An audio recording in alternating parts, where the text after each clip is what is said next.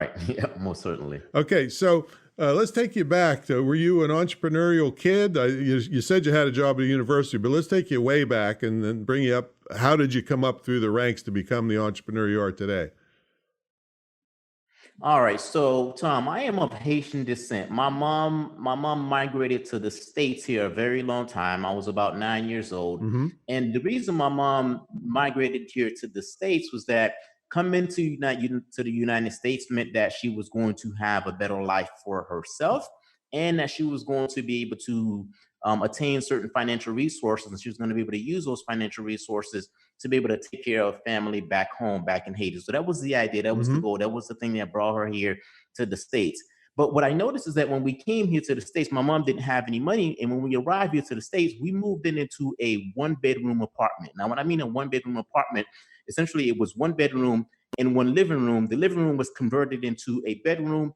There was a total of seven of us that was living there. When I first Wow. got there, I thought to myself, man, this just does not seem like the ideal life.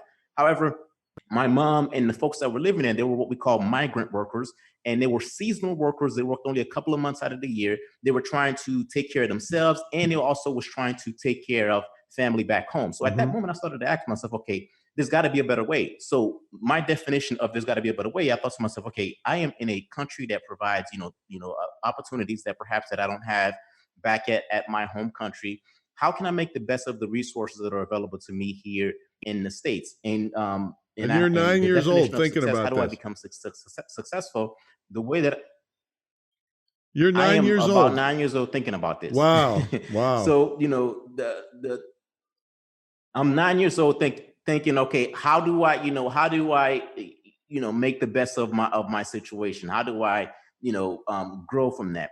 And the way that I define that is, hey, you know what, you work hard and you go to school and you get a good paying job. That's what my family believed in. Right. So I did that. I went to school. I worked very hard, and I worked my way all the way up to an executive